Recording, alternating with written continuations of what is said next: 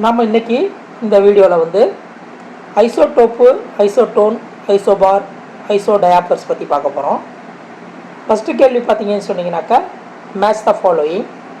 அதில் பார்த்தீங்க அப்படி சொன்னீங்கன்னாக்கா ஃபஸ்ட்டு வந்து கார்பன், இங்கே வந்து 6, இது 14, அப்புறம் நைட்ரஜன் 7, இங்கே 14. இங்கே வந்து ஆக்சுவலி வந்து அவங்க வந்து என்னன்னு கேட்டிருக்கிறாங்க, ஐசோடோப், ஐசோடோனு, ஐசோபார்னு வரிசையாக கொடுத்துருக்குறாங்க. இப்போ இது வந்து எதில் ஃபாலோ ஆகுன்றதை நம்ம மேட்ச் பண்ணணும். இப்போ பார்த்தோம் அப்படி சொன்னாக்க atomic number is different, mass number is same அப்படி சொன்னாக்க அது வந்து ஐசோபார். இப்போ ஐசோபார் அப்படின்றது இதுக்கான ஆன்சரு. அதுக்கு அடுத்து பார்த்தீங்க அப்படின்னு சொன்னீங்கன்னாக்க பெர்லியம் கொடுத்துருக்குறாங்க. பெர்லியம் பார்த்தீங்கன்னாக்க அட்டாமிக் நம்பர் 4, மாஸ் நம்பர் 9. போரானோட அட்டாமிக் நம்பர் 5, மாஸ் நம்பர் 11 கொடுத்துருக்குறாங்க. அப்போ அது ரெண்டு டிஃப்ரென்ஸ் பார்த்தோம்னா 6. அப்போ 6 நியூட்ரான் இருக்குது. இதில் பார்த்தீங்கன்னா 5 நியூட்ரான் இருக்குது. அப்போ நியூட்ரான் மைனஸ் புரோட்டான் போடுறோன்னு வச்சுக்கோங்க. இந்த கேஸில் நியூட்ரான் மைனஸ் புரோட்டான் போட்டோம் அப்படின்னாக்க 9 minus 5 minus 4 neutron minus proton equal to 1. அதே மாதிரி இந்த கேஸில் பார்த்தீங்கன்னாக்க 6 மைனஸ் 5 ஈக்குவல் டு 1. இந்த மாதிரி நியூட்ரான் மைனஸ் புரோட்டான் நம்பர் வந்து 2 எலிமெண்ட்ஸுக்கு சேமாக வருது அப்படின்னு சொன்னாக்க அதை வந்து ஐசோடயாஃபர் அப்படின்னு சொல்லுவாங்க. ஐசோடயாஃபர் அப்படின்னு சொல்லுவாங்க. ஓகேங்களா? இப்போ அதுக்கு அடுத்தது நம்ம பார்க்கலாம்.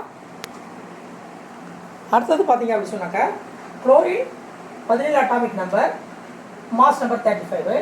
அடுத்தது அதனுடைய செட்டாக வந்து chlorine 17 atomic number, mass number 37 கொடுத்துருக்காங்க. அட்டாமிக் நம்பர் சேமாக இருந்து மாஸ் நம்பர் டிஃப்ரென்ஸ் ஆச்சுன்னா அதுக்கு பேர் வந்து ஐசோடோப்பு. Isotope isotope. ஓகேங்களா? ரைட். இப்போ நெக்ஸ்ட் செட்டு பார்த்தீங்க அப்படின்னாக்க நைட்ரஜன் வந்து அட்டாமிக் நம்பர் 7 கொடுத்துருக்காங்க, மாஸ் நம்பர் 17 கொடுத்துருக்காங்க. ஆக்சிஜனுக்கு வந்து அட்டாமிக் நம்பர் 8, மாஸ் நம்பர் 18 கொடுத்துருக்காங்க. இப்போ இது ரெண்டுக்கு நம்ம டிஃப்ரென்ஸ் பார்த்தோம் அப்படின்னு சொன்னீங்கன்னாக்க 17 மைனஸ் 7 ஈக்குவல் டு 10. அதே மாதிரி 18 மைனஸ் 8 ஈக்குவல் டு 10. அப்போ நம்பர் ஆஃப் புரோட்டான் வந்து நம்பர் ஆஃப் நியூட்ரான்ஸ் வந்து சேமாக இருக்குது. அந்த மாதிரி நம்பர் ஆஃப் நியூட்ரான்ஸ் சேமாக இருந்தால் அதுக்கு பேர் ஐசோடோன். ஐசோடோன். ஓகேங்களா? அப்போ இந்த மாதிரி அதை நம்ம கரெக்டாக மேட்ச் பண்ணணும். நெக்ஸ்ட் கொஸ்டின் பார்த்தீங்கன்னாக்கா number of neutron present in அப்படின்னு கொடுத்துருக்காங்க. அவங்க வந்து ஸ்ட்ரான்சியம் கொடுத்துருக்குறாங்க. ஸ்ட்ரான்சியம் எஸ்ஆர் ஸ்ட்ரான்சியம் அது அட்டாமிக் நம்பர் வந்து 38 கொடுத்துருக்காங்க. மாஸ் நம்பர் 88 கொடுத்துருக்காங்க. 38 மாஸ் நம்பர் 88 கொடுத்துருக்காங்க. இப்போ நம்பர் ஆஃப் நியூட்ரான்ஸ் எவ்வளோன்னு கேட்டுருக்காங்க. அப்போ number of neutron equal to mass number A minus atomic number Z. அப்போ பார்த்தீங்கன்னாக்க 88 மைனஸ் 38 ஈக்குவல் டு 50 தான் நம்பர் ஆஃப் நியூட்ரான்ஸ். இதில் இந்த கேஸ் ஆஃப் ஸ்ட்ரான்சியத்தில். இந்த கொஸ்டின் பார்த்தீங்கன்னாக்கா the relative abundance of boron 10 and boron 11 isotopes is 20% and 80% respectively. Then the atomic weight of boron is அப்படின்னு கேட்டுருக்காங்க. அதாவது இயற்கையில் கிடைக்கக்கூடிய உங்களுக்கு போரான் வந்து 10, போரான் 10 அப்படியே மாஸ் நம்பர் இல்லைங்களா? போரான் 11 அப்படியே மாஸ் நம்பர். இந்த ரெண்டு ஐசோடோப்பும் வந்து பார்த்தீங்கன்னா இது வந்து 20% ஆகும், இது வந்து 80% ஆகும் நமக்கு வந்து கிடைக்குது அப்படின்னு சொன்னாக்க அதனுடைய அட்டாமிக் வெயிட் எவ்வளோன்னு கேட்டிருக்காங்க. நம்ம என்ன செய்யணும்னா ஃபஸ்ட்டு வந்து 11 இன்ட்டு 80% வந்து நம்ம 0.8 எழுதலாம் இல்லைங்களா?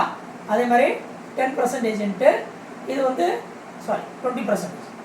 அட்டாமிக் மாஸ் நம்பர் வந்து 10, 20% அதை வந்து 0.2 எழுதிக்கலாம் இல்லைங்களா?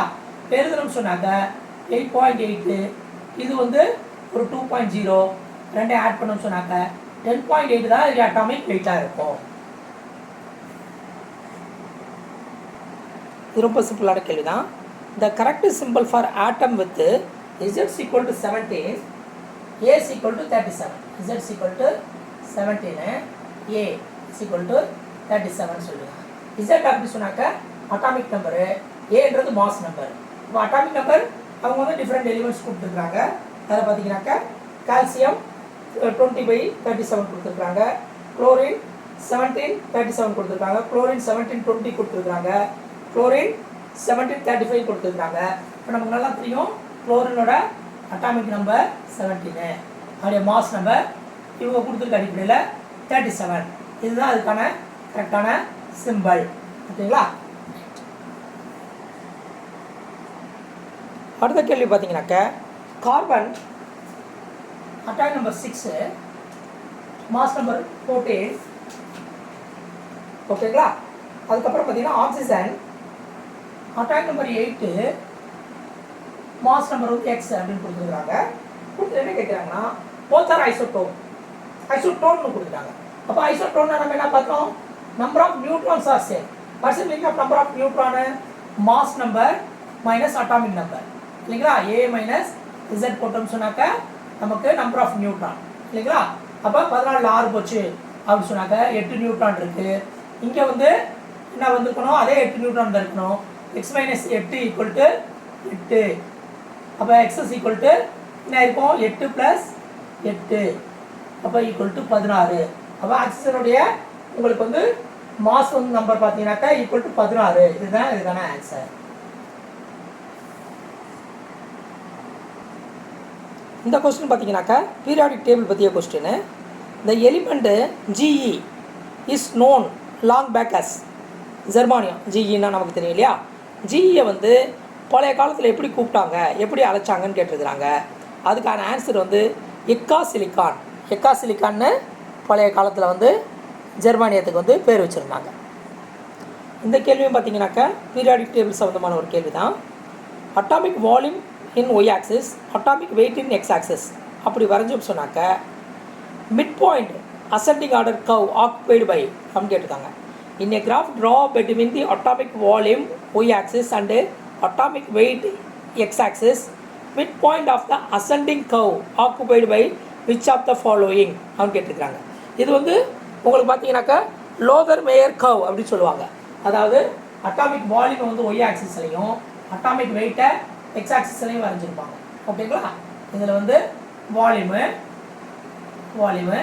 இது வந்து வெயிட்டு இப்படி வரைஞ்சிருந்தோம்னு சொன்னாக்க நமக்கு வந்து அந்த கர்வ் பேர் வந்து லோதர் மேயர் கர்வ். இந்த கர்வ் எப்படி இருக்கும் அப்படின்னு கேட்டிங்கனாக்க இப்படி ஆரம்பிச்சு வந்து இப்படி போய் அகைன் இப்படி ஆரம்பிச்சு வந்து இப்படி போய் வந்து இப்படி போய்கிட்டே இருக்கும் இல்லைங்களா? பார்த்துருப்பீங்க, உங்கள் புக்கில் கண்டிப்பாக இருக்கும்.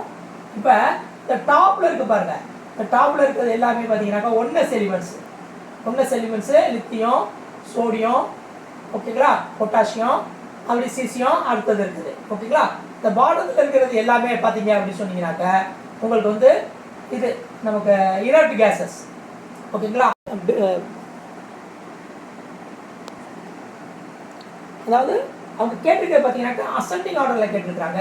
அசெண்டிங் ஆர்டரில் எல்லாம் பார்த்தீங்க அப்படின்னு சொன்னீங்கன்னாக்க நமக்கு வந்து இது ஹாலோஜன்ஸ் இருக்கும். குளோரின், புரோமின், அயோடின் அந்த மாதிரி இருக்கக்கூடியது இருக்கும். இப்போ அதில் அவங்க கொடுத்துருக்க ஆப்ஷன் பார்த்தீங்க அப்படின்னு சொன்னீங்கன்னாக்க நமக்கு வந்து புரோமின் கொடுத்துருக்காங்க. அதே நேரத்துக்கு டிசெண்டிங் ஆர்டரில் பார்த்தீங்கன்னாக்கா கீழே வரக்கூடிய இந்த இடங்கள் இருக்கு பாருங்க. கீழே வரக்கூடிய மிட் பாயிண்டில் பார்த்தீங்கன்னாக்கா அல்கலைன் எர்த் மெட்டல்ஸ் இருக்கும். அதாவது பொட்டாசியம், இது கால்சியம், மெக்னீஷியம் அதெல்லாம் வந்து கீழே டிசெண்டிங் ஆர்டரில் வரக்கூடிய சென்டர் பாயிண்ட்ஸில் வந்து அல்கலைன் எர்த் மெட்டல்ஸ் இருக்கும். அதே நேரத்துக்கு மேல் நோக்கி போகக்கூடிய அசெண்டிங் ஆர்டரில் பார்த்தீங்க அப்படின்னு சொன்னாக்க குளோரின், புரோமின், அயோடின் போன்ற ஹாலோஜன்ஸ் ஆக்குபையாக இருக்கும். அப்போ அவங்க கேட்டிருக்கிறது வந்து ஹாலோஜன்ஸ் பற்றிய கேள்வி கேட்டிருக்கிறாங்க. அவங்க கொடுத்துருக்க ஆப்ஷனில் வந்து புரோமின் வந்து ஆப்ஷனாக இருக்குது. அதுதான் சரியான ஆன்சராக இருக்கும். அன்பு நண்பர்களே, ஃபஸ்ட்டு டெஸ்ட்டுக்கான கெமிஸ்ட்ரி கொஸ்டின் வந்து இந்த வீடியோவோட முடியுது. திருப்பி நெக்ஸ்ட்டு செகண்ட் டெஸ்ட்டுக்கான ஃபிசிக்ஸையும் கெமிஸ்ட்ரியும் நம்ம அடுத்தடுத்த வீடியோகளில் பார்ப்போம். இதில் கிட்டத்தட்ட நாம் ஃபஸ்ட்டு டெஸ்ட்டில் இருக்கக்கூடிய கெமிஸ்ட்ரி பார்ட்டில் 45 கொஸ்டினையும் டிஸ்கஸ் பண்ணியிருக்கிறோம். இது உங்களுடைய NCERT புக்கோட தொடர்ச்சியாக கண்டிப்பாக இருக்காது. என் பையனோட ஸ்கூலில் எப்படி அவங்க பேட்டர்னில் என்ன பேட்டர்னில் கொஸ்டின் கொடுத்துருக்காங்களோ அதே பேட்டர்னில் தான் நம்ம டிஸ்கஸ் பண்ணியிருக்கோம். நிச்சயமாக என் வீடியோவை நீங்கள் தொடர்ந்து பார்க்குறீங்க அப்படின்னு சொன்னீங்கன்னாக்கா உங்களுடைய முழு சிலபஸும் நம்ம வந்து எவ்வளோ விரைவில் முடியுமோ அவ்வளோ விரைவில் வந்து அவங்க கொடுத்துருக்க கொஸ்டின்ஸை நம்ம டிஸ்கஸ் பண்ணி முடிப்போன்ற நம்பிக்கையை நான் தெரிவிச்சுக்கிறேன். அந்த வகையில் தொடர்ந்து என் சேனலை பார்த்து நீங்கள் பயன்பெறுமாறு கேட்டுக்கிறேன்.